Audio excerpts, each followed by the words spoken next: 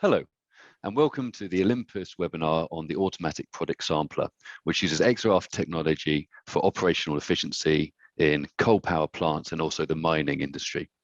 My name is Christopher Lane from Olympus, and I'll be your host for today's webinar. And I'm joined by Hendrik Bauer from EEE, one of our co-collaborators on this project, and also Vincent Lee from Olympus Singapore. So I will introduce my presenters. So first of all, we have Hendrix from Energy Efficiency Engineering. So Hendrix is the CEO of EEE, and he holds a degree in engineering management. He's got over 10 years experience in the thermal power plant industry. And in 2016, he set up the company EEE to provide technologies and solutions into the power industry.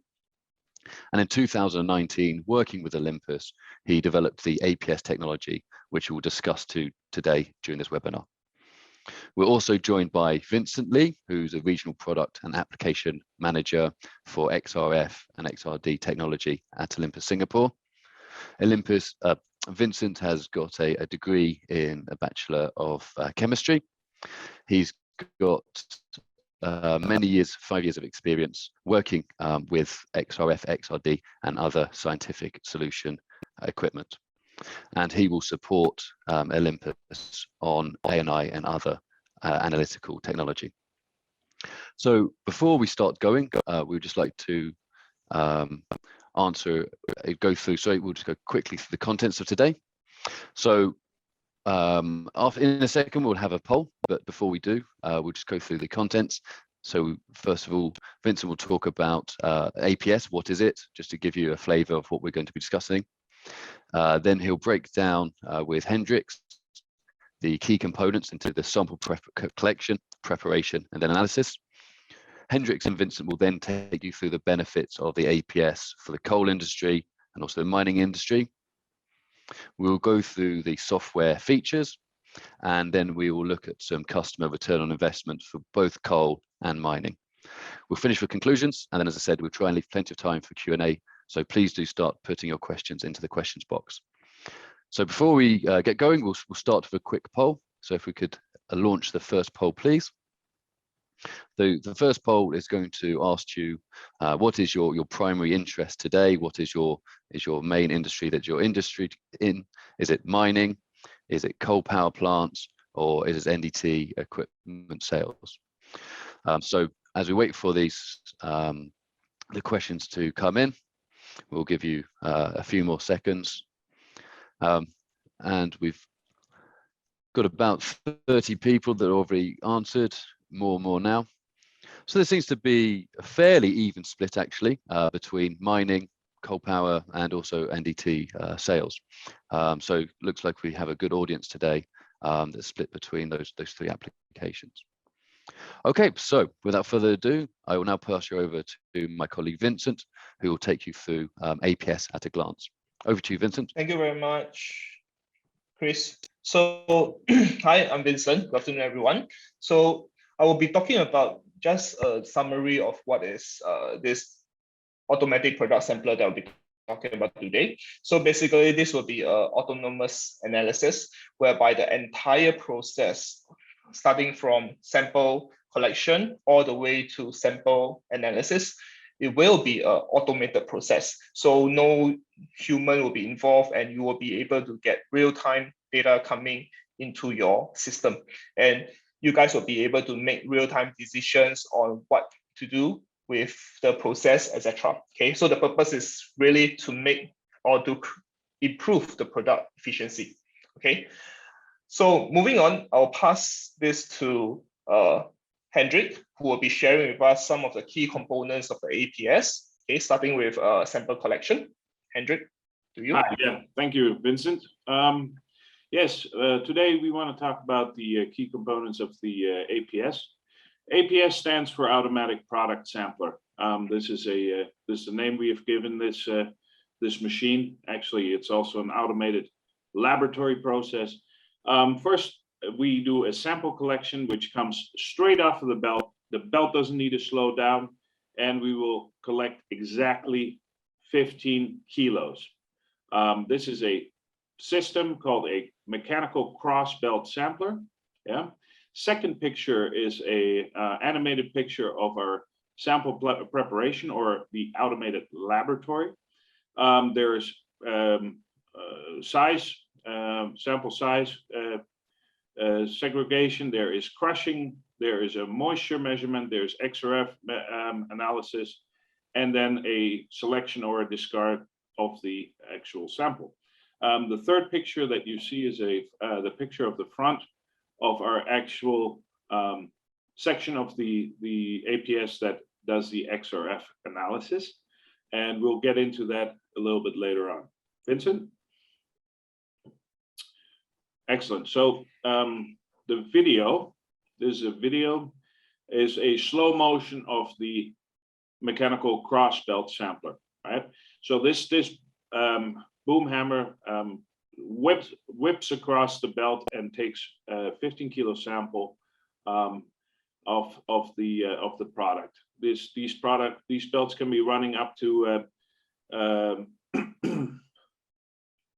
meters a second, and carrying up to 500 more than 500 kilos per minute. Yeah. So yes, exactly. So what happens after it's taken off the belt? It goes down a chute, and in the section below the belt, we have placed the sample preparation. Yeah. So within this sample preparation process, we'll have a quick view at the animation.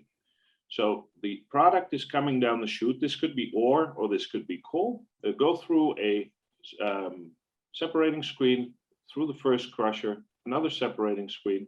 Then there's a butterfly valve that separates exactly 500 grams. Then it goes through a pulverizer, and then there's a moisture measurement done, and a puck is formed. A puck is formed that is then automatically carried under the XRF. We'll have another video seeing the details of that final process. Yes, thank you, Vincent. The details of the APS, as I mentioned before, we are taking a 15 kilo sample, which is then being crushed by the first crusher. This is according to the ASTM laboratory standards. From that, we're going from a 50 millimeter, maximum 50 millimeter product size to 4.5 millimeters. That's coming through the crusher number 1, which is a regular jaw crusher. And then we're going into the second process, which we're taking the product from 4.5 millimeters to 200 microns with a hammer crusher. And of course, for coal and ore, this is customized according to the needs of the end user. Finally, we control the entire preparation process, and in between sample taking, we have an automated self-cleaning system to avoid cross-contamination. Now the sample is ready for the XRF.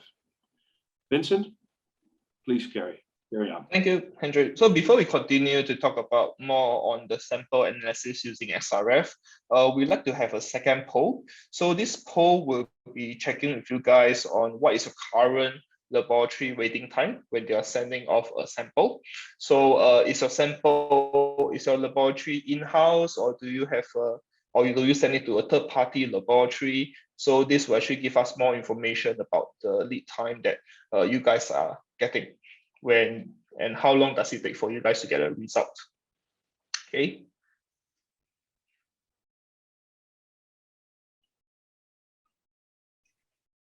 Okay, I think a fair bit of you are getting the results between 2 to 5 days, but I do see some of you guys are selecting 2 weeks or 3 weeks or more as well, which is pretty concerning to a certain level. Okay. Yes, exactly. This is the predicament which we have found that pushed us to come with a solution to provide real-time laboratory results, and this is possible with the Olympus XRF technology. And within our collaboration, we have been able to automate this process, and we are very excited about this. Yeah. Okay, so now let me move on to the next part for sample analysis. Okay, so over here, I'll briefly touch on the technology itself that we're using here, X-ray fluorescence, which I do believe many of you are familiarized with, but just a quick one on the theory. So what happened is the X-ray tube will send out an X-ray, which will kick out the innermost electron over here, as you can see. The electron closest to it will replace the one that's being kicked out. So when this process of replacing of electrons happens, a unique fluorescent energy is given. And every single element in the periodic table have its own unique energy range. And that is how we are able to identify what are the elements that is present in your sample. Okay, so over here, I will just want to have a quick question as well. Whether are you guys an existing XRF user, or are you guys using other destructive methods such as ICP OES or ICP MS? Okay. Oh, it's good. More than 50% of you guys are an existing XRF user. Okay.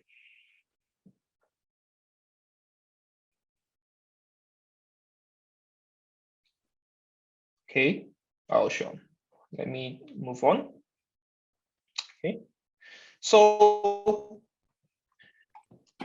next is a simple video of overview of our new product, which is the Vanta IX, which is for integration. Okay, so with the Vanta IX, you can connect it either through a PLC or through API as well, which I'll discuss a little bit later. So over here, this video will show you an scenario for steel bar analysis. So what happened is the Vanta IX is being used to verify whether the grade of the steel bars is actually according to the specification that is required. Okay, so as you can see, you will be able to, there's an online system as well that will say that is it a 316 or not. So if it's a 316, they will just move on and the steel bar will go into the approved area or the pass inventory. So as you can see, it's just a matter of 3 seconds and will be able to identify the grade. Okay, so if it passes, it moves on to the pass inventory. Then example for now, as you can see, if there is a grade that fails the 316 requirement through the PLC, this bar will be removed from the entire process. Okay, and with the Vanta IX itself, is made more robust for the industry as well. Okay, so over here, this is the sample analysis that we have already installed, and this is what Hendrik was talking about earlier. Okay, so over here you can see that the part has been pressed. Okay, then you will see the part moving to the analyzer soon. So there are some mechanical sensors, etc., that has been built in line with this. So Hendrik, do you want to share about some of the mechanical features of this system? Yes, exactly.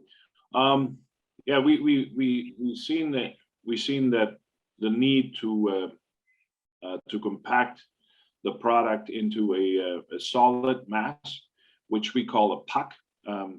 This is a 500-gram sample according to ASTM. It's very important for the XRF to be within a 1.5 millimeter range above the sample for accurate reading. So we have placed sensors on the XRF for it to lower exactly to that distance above the sample. What you see right here is actually a handheld XRF. This is a generation before the XRF XI that Vincent just showed us. We're very excited about utilizing this. We are now utilizing this in the next generation of the APS. But it comes down to the same features as what you know in your handheld XRF are actually in the XRF XI. Isn't that correct, Vincent? Yeah, I mean, that's right. So with this, you can see that with the Vanta IX, in terms of reliability and analytical capabilities, exactly the same as the handheld XRF. So it can measure up to 30 elements in one measurement. And for certain key elements, we are able to measure down to 1 ppm if required.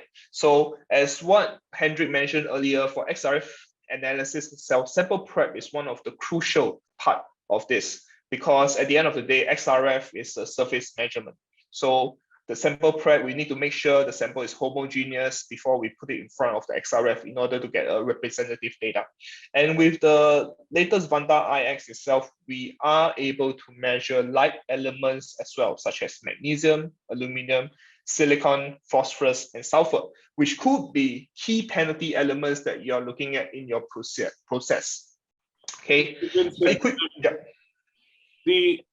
I think that it's quite unique for the XRF to be able to measure down to the ppm level. We've compared it to other technologies, and this is quite a unique feature of the XRF. So yes. the amount of element that needs to be present in the sample for the XRF to detect it only needs to be at the parts per million. Isn't that correct? Yep, that's right. That's right. So we can measure from parts per million, or we can even measure up the percentage with this Vanta IX system itself, which currently we don't see any automated system having this capability, especially with the light elements analysis, such as magnesium, which is one of the lightest element that XRF can measure. Okay, so with this Vanta IX, we actually manage to increase its analytical capability, so that we are able to provide more data or more accurate readings to our customers. Yeah, and that's very exciting, especially for our colleagues in the coal-fired power plants. Magnesium, aluminum oxide being key elements in the ash composition, and key elements in calculating slagging and the fouling index. So we're very excited about this. Yeah. And with the Vanta IX, it's very easy to integrate. As you can see, this is what you see is what you get.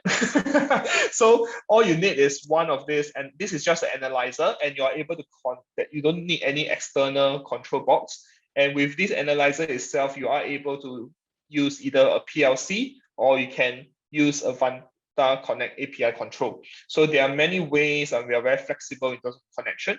And of course, with the APS system itself, everything is integrated. So we are able to customize the solutions that you require according to your requirements. Okay, and Hendrik will share with you a little bit more on the software with the APS as well later on. Okay.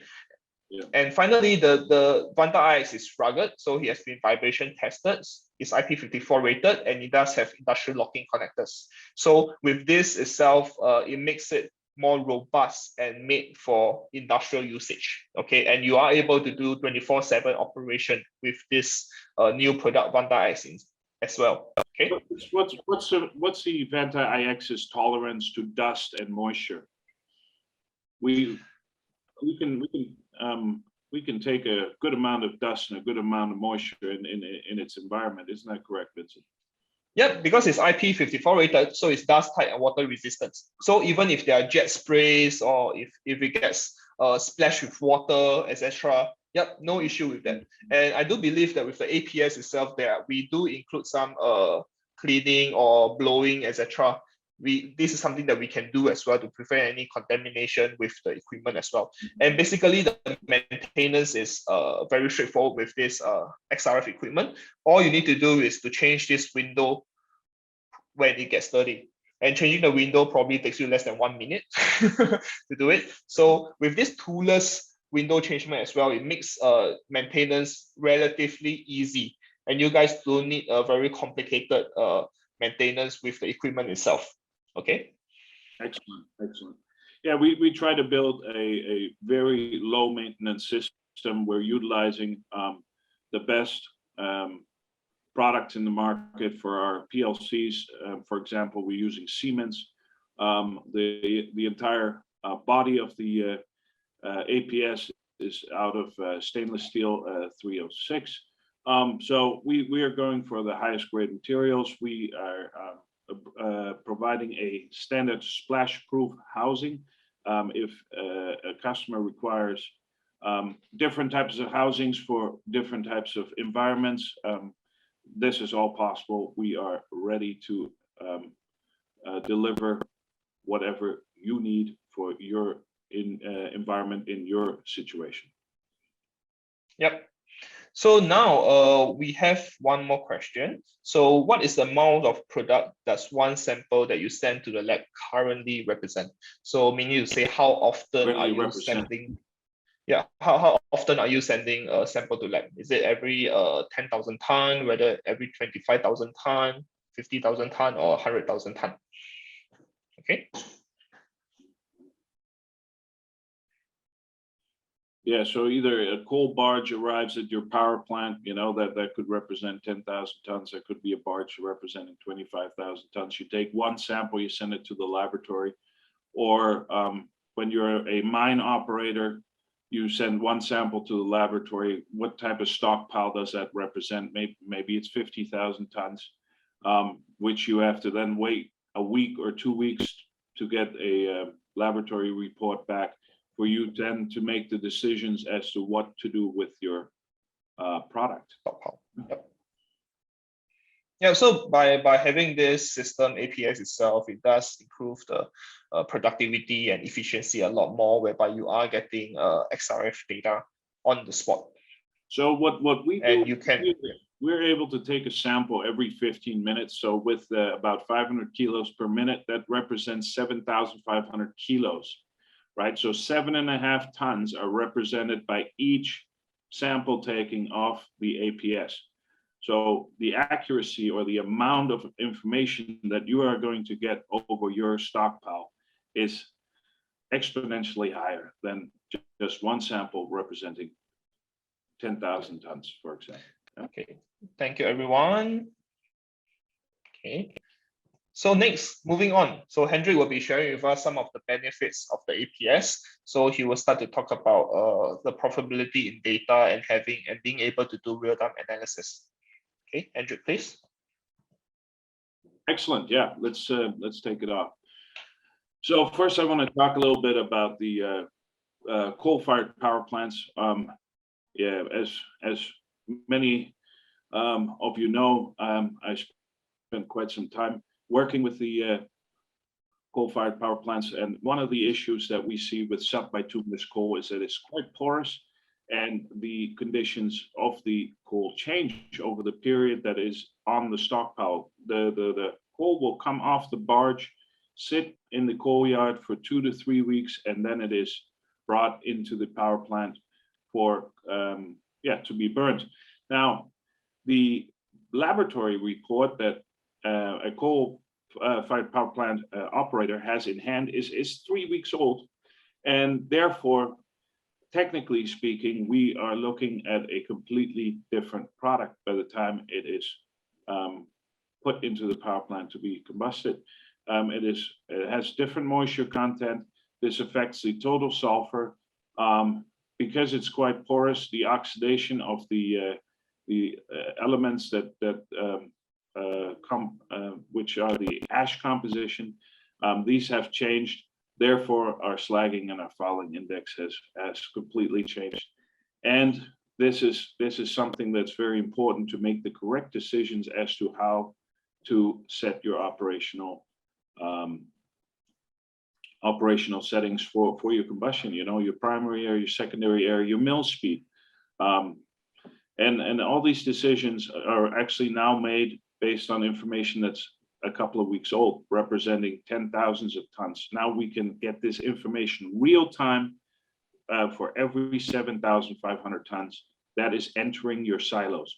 So it's also very important that what we can see here, what we discussed earlier, light elements are analyzed at a almost laboratory accuracy. We have been able to tune the calculation of the oxides down to a 10% repeatability of test, which we're very excited about. Let's have a look at what this can mean for your power plant efficiency and your and avoiding possible forced shutdowns due to fouling. Shall we go to the next slide real quick? Right. So improving the revenue of your power plant. This is what every power plant operator is looking for. And of course, what we want to provide is the correct tool to make those decisions to achieve that goal. We are going by a very simple calculation of boiler efficiency. Rule of thumb, a drop of 15 degrees Celsius of the economizer exit temperature equates to 1% boiler efficiency improvement. Yeah? And especially for our friends that are operating larger power plants within the range of 5, 6, 700 megawatts up to 1,000 megawatts. This is very significant when we can improve the efficiency by 1%. And technically speaking, the 1% is not the limit. We could easily push this up to 2 to 3% in boiler efficiency. Let's have a look at a example case study. Shall we? Yes, perfect. So let's take this 700 megawatt power plant. We have a heat rate before. We were making decisions with the APS of 11,764 and the heat rate after 11,627. Now that's an improvement of 137.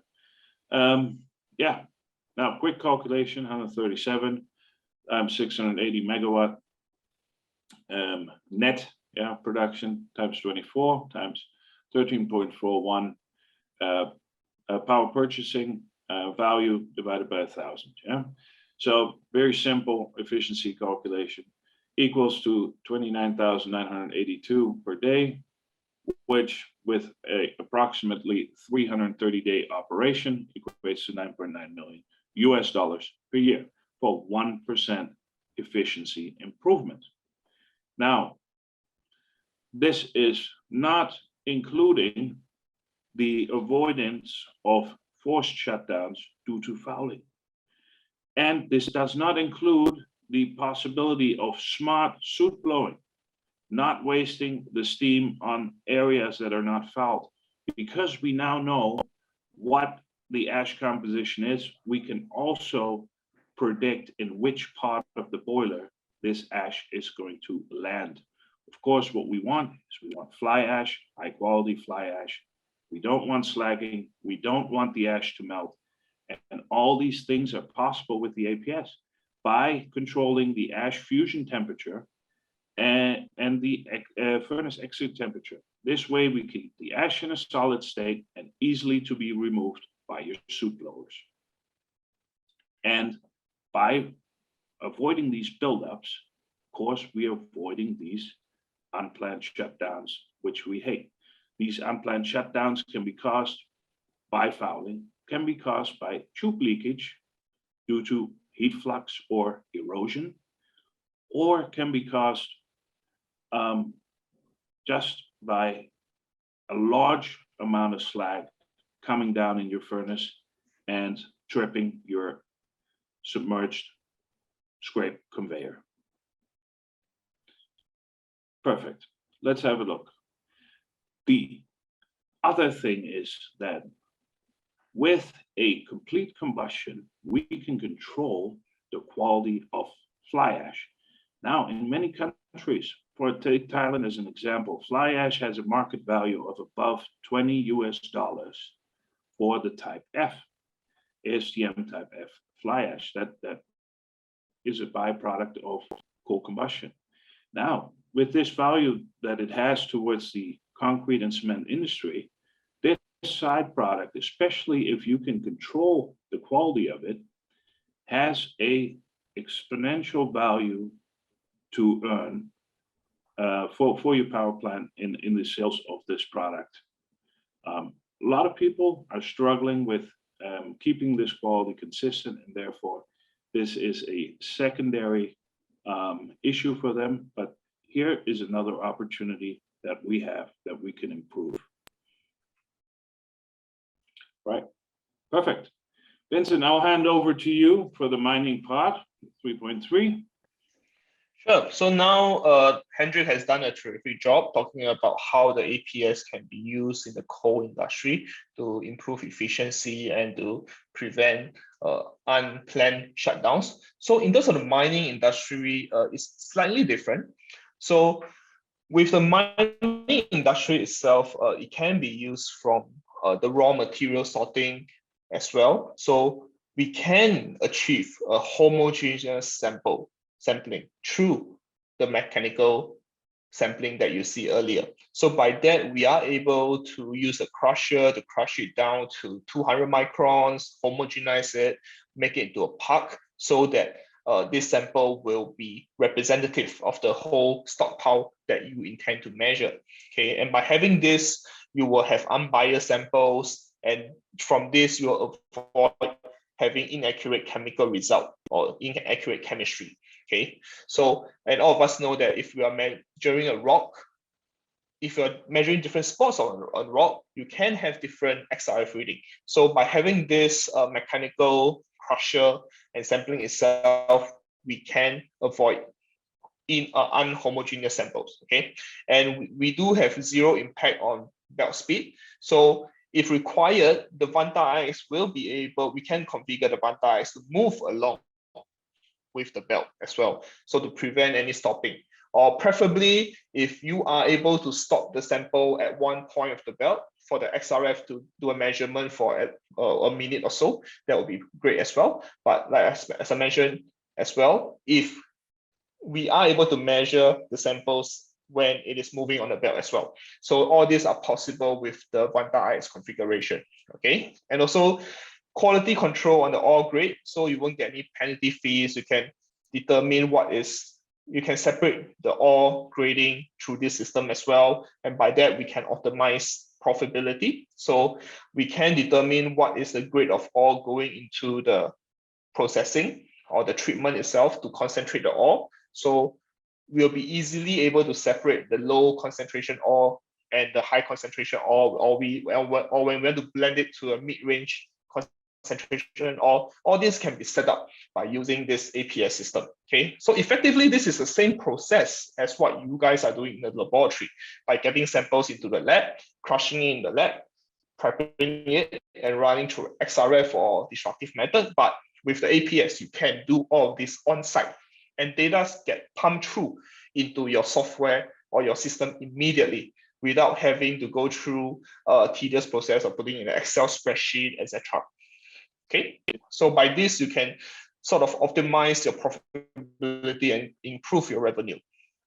Okay, and in terms of treatment process, as I mentioned earlier, with the real-time data given to you, you will have an idea how is the state of your ore through every single stage of processing.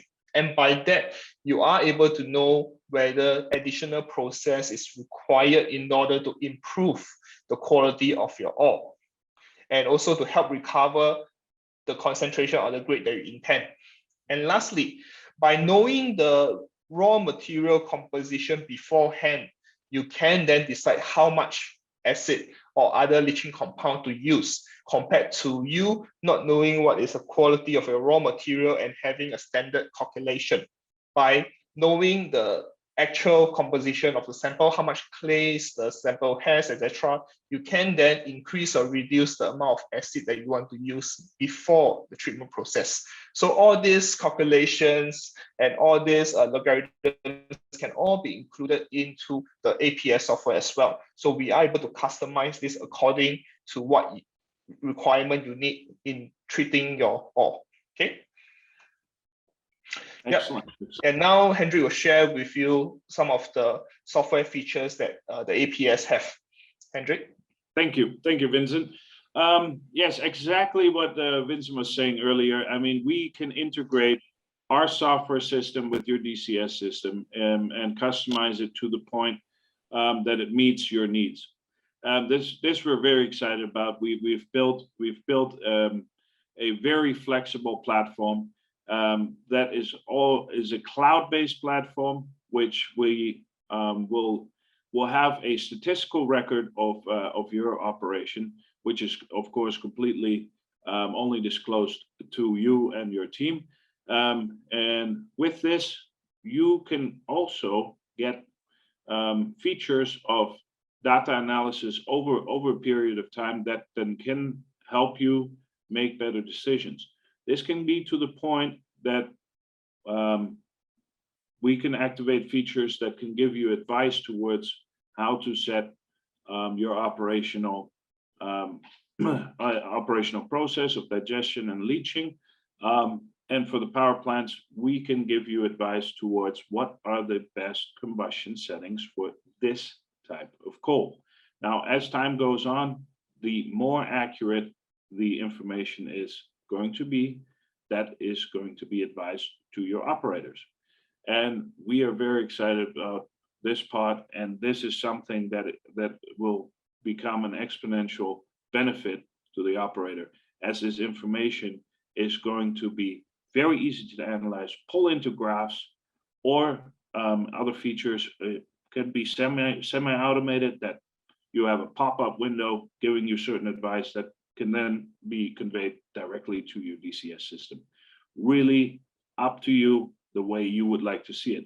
Now, our first interface of the display of the samples, I would like to show you a couple of videos as to what it looks like for a coal-fired power plant.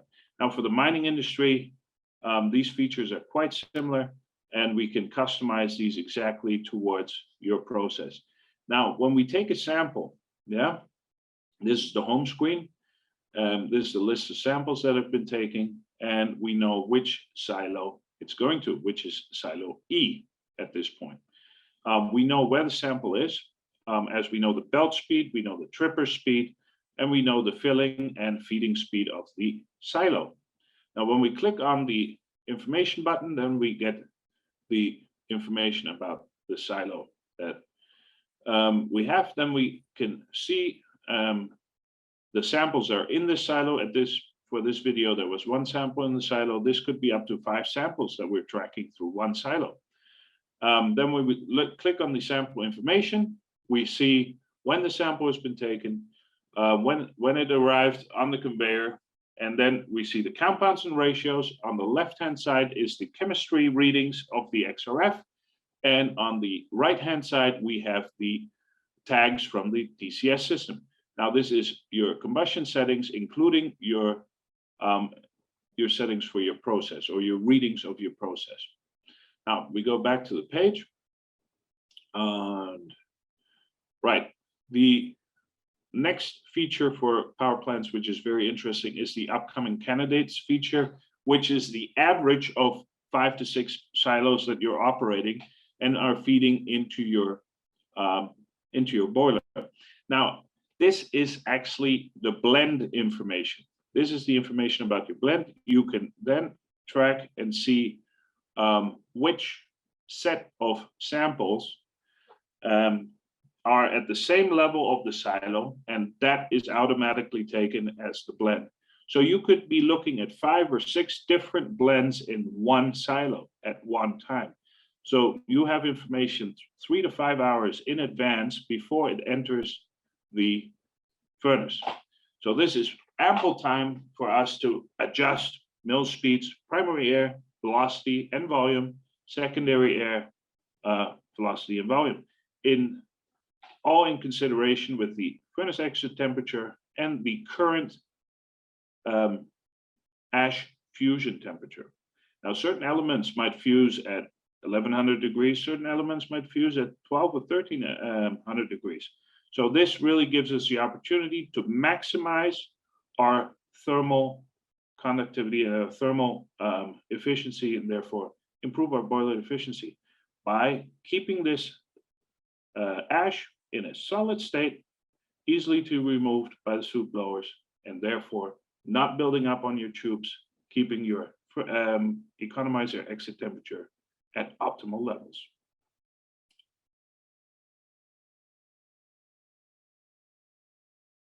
Perfect, thank you, Vincent. And the next part that I wanted to talk about is the AI feature that we have built for the power industry and also for the mining industry. It's the same platform.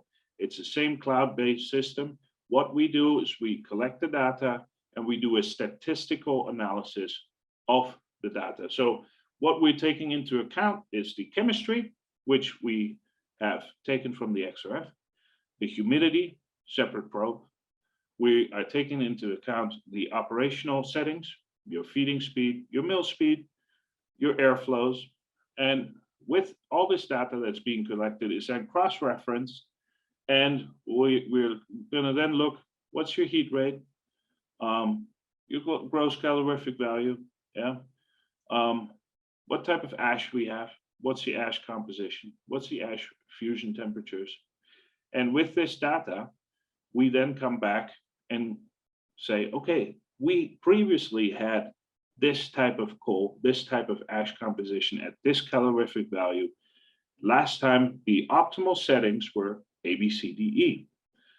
We will have then a pop-up come to the operator and say, hey, we advise you to make these changes. And then linked to that, there will be certain graphs that you can then reference to and make a very educated decision about your combustion settings. Now, this would work very similarly in the mining industry, as we will take the similar information, in this case, your feed of your acids or your other leaching products, customized to the amount of ore, amount of elements, say copper, that is present in your ore, so that no waste is, there's no wastage. Yeah, you're not wasting acid, or you're not feeding too little acid in and then wasting the actual product that is then going out, to the waste pile. So this is really what we're trying to do here, is really optimize your process to give you the maximum efficiency. Perfect. Customer return of investment. So the previous scenario, which I discussed with you about the coal-fired power plants, was based on efficiency. Now, what if you are forced to shut down? So with a large power plant, we have at least 24 hours to 48 hours of cool down before you can safely enter the boiler to do a repair or to do manual cleaning or whatever the situation is. Now, then you might be working on that for 1 or 2 days and you have to start up for another 12 hours. So usually 3 to 4 days minimum are wasted. Now, with these large power plants, we all know that that's about $1 million a day that we're losing, right? So when we can avoid one of these shutdowns by making sure that the ash stays in a solid form and does not melt and become slag. In the first picture, I would like you to have a close look where the arrow is. These are pendant superheater tubes that are hanging inside of the furnace. Now, this buildup that you see here is approximately the size of a car. When that comes down, it has the possibility of rupturing a tube at the slope below, or to trip your submerged scrape conveyor. And when this happens, a lot of manual work needs to occur and the plant has to be shut down. So we want to help you avoid these type of buildups. Now, quick calculation. What we see is that if you have a net loss of 1.4 million per day, and this is speaking gross, yeah, and these shutdowns are taken, a week or 2 weeks, technically speaking, for the cost of one APS, your return upon investment is only 1.5 days of saved shutdowns. And this is not even considering the efficiency improvements that you are going to receive by knowing exactly what you're putting into your boiler. So looking at this, anywhere between 10 and 20 million US dollars are easily achieved by the implementation of the APS technology. Excellent, Vincent. Let's have a look at the next one. All right, I'll hand that one over to you. Yeah, thanks, Hendrik. So with Andrew has covered pretty detailedly in terms of the coal fire power plant itself. So in terms of mining itself, as Hendrik mentioned, we are able to customize the APS software into a smart system, whereby in the future, it will be able, after collecting tons of data, it will be able to give you advices even on the calculation of how much acid to use versus the ratio of recovery as well. So with this, the system itself, we are able to go down to a very precise amount of acid or leaching component to use. So an example on this is that with the APS, we are able to improve copper yield by 20 to 30%. So if we talk about the standard yield, we are probably looking at around 0.6 to 1% per ton from the copper ores that we mine, okay, which is around 6 to 10 kg per ton. So if you're looking at the improvement of 20%, so it will be around average of 1.2 kilo per ton. So if you look at a day, if we are processing around 270 tons of ore per day, it will be an improvement of 1,620. And with this, the yield would be probably around 1,620 ton per day for copper. Then if we look at a 20% improvement, we will be improving the copper processing rate by around 324 ton per day. So if we multiply by a year, it could end up saving more than $1.2 million a year by using this system. So we are able to increase the efficiency or the productivity of the copper recovery. And also we were able to save on the chemicals that we use for the processing. And that's of course, right. Yep. I think this is, and of course we are able to save up time as well. So with this equipment, with this APS system itself, we are getting real-time data with respect with the comparing to the conventional ways whereby you guys are sending to the lab. It takes at least, the fastest, if there's no samples lining up, it will still take you at least 1 day or 2 days to get the actual data for a few samples. Whereby with this, the APS is constantly storing the data. We are getting a very big data pool. And by using the data pool, we are able to customize or improve the efficiency or the quality of the copper that you guys are actually concentrating. Okay. Oh, sorry, Hendrik, you were saying? But in this calculation, we have not included possible savings of the chemicals, and we have not included the possible repercussions of some mines are sending their ore to be processed, and the ore has to be within a certain quality range, right? So in this case, there could be certain fines attached to that, also by not knowing exactly what the amount of copper in this case is within the ore. So you send it down to the processing plants. Processing plants are not getting exactly what they want. A fine gets sent to the mines. So this is a very conservative number, right? Isn't that, Vincent? Yeah, that's right. So like what Henry has mentioned, this is purely based on the improvement of copper yield that we can have with the APS. There's nothing that's been considered in terms of the saving on the consumables or saving manpower itself, resources itself. So all that hasn't been calculated in this. So this is purely more on improving the productivity, the amount of copper that you are able to process daily. So this is more on the calculation is more based on that. Okay, so with this, I will launch the final poll that we have. So lastly, we want to find out how for mining customers, how much mining materials are you processing daily?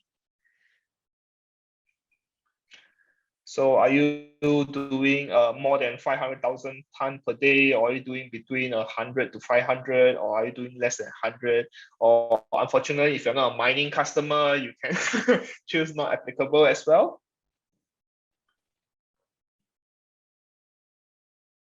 Yeah, it's very exciting to see so many of you participate in the polls. Thank you so much. I mean, this is really going to give us some information to really support you, with the further questions of about the APS. Yeah, but this is very, very helpful. Thank you very much for participating in these polls. Yeah, it's very encouraging to see all the replies through the polls, etc. And also, as of now, I mean, we are coming close to the end of the presentation. So if you guys do have any questions, you can start keying them in the Q&A box. Okay, so after this poll, Hendrik will go through the conclusions. Then thereafter, we'll start answering some questions from the floor. Okay, so in the meantime, if you have any questions, feel free to enter them in the Q&A box. And during the Q&A session, we will start answering some of them. Okay, so yep. Okay, thank you very much, everyone, for the poll. So now moving to the last section. So Hendrik, please. Oh, yeah. So in conclusion, now we got one picture or animated picture of the entire process. As you see, on top we have the mechanical crossbelt sampler, and then it goes down the chute, and this is where our automated laboratory is. So yeah, technically it takes two floors of let's say a transfer tower to install this. The footprint of the APS is approximately 2 meters, 2.5 meters by 2.5 meters, and the mechanical crossbelt sampler bolts just onto the frame of your conveyor belt. And this all can be, for example, for coal-fired power plants, we can do this in between bunkering sessions. The crossbelt sampler, the mechanical crossbelt sampler, it only takes about 2 hours to install once it's lifted on. So these are exciting things. We don't have to wait for a shutdown. This can be implemented at any time of the year where we have a 4 to 5 hour window in between bunkering sessions, and we can install the APS for you.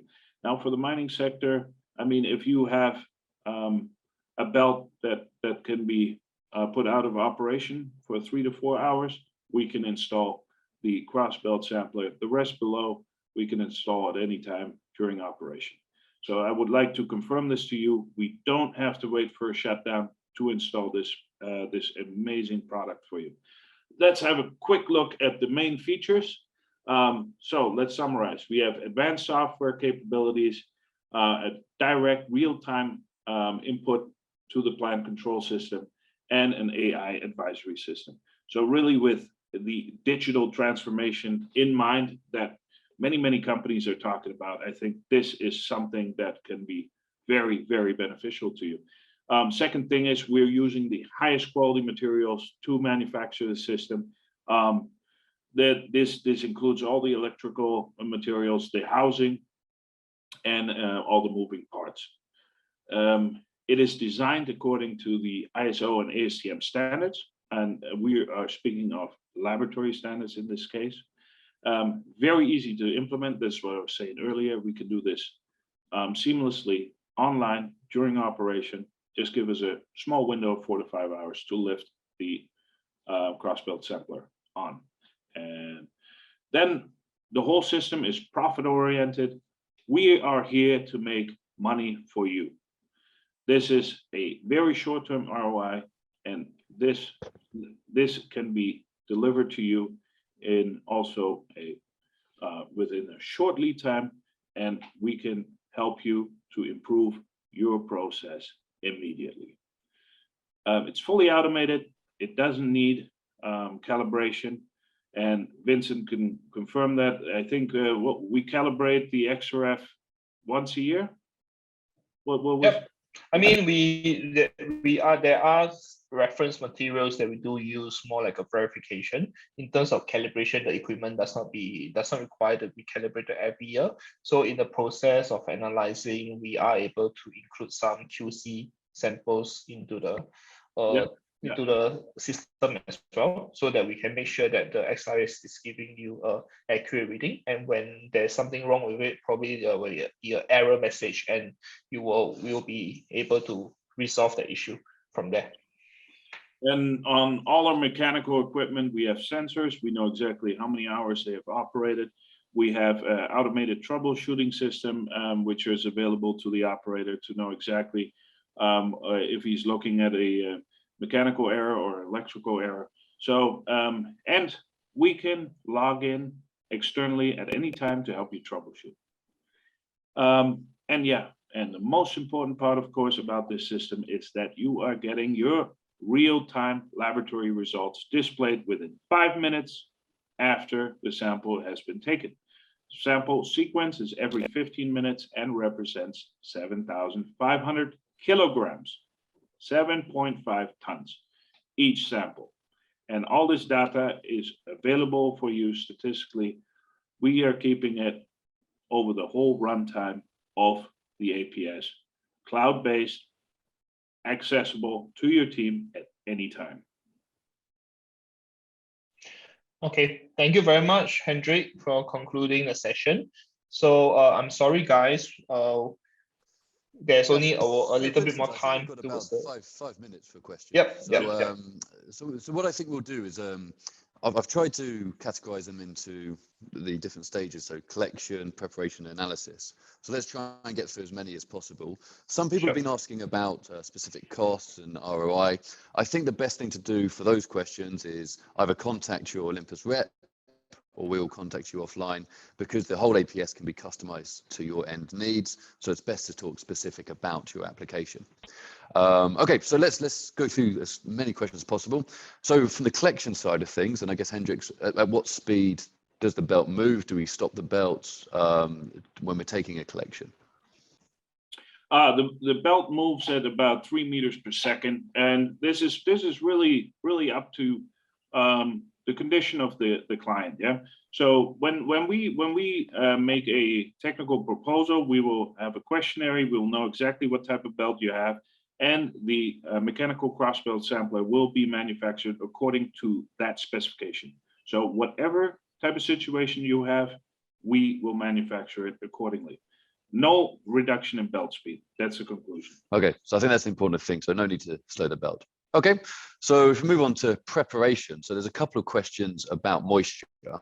Yes. So firstly, there's why is the moisture measurement taken, and also then how is the measurement of moisture taken? So how and the why. Yeah.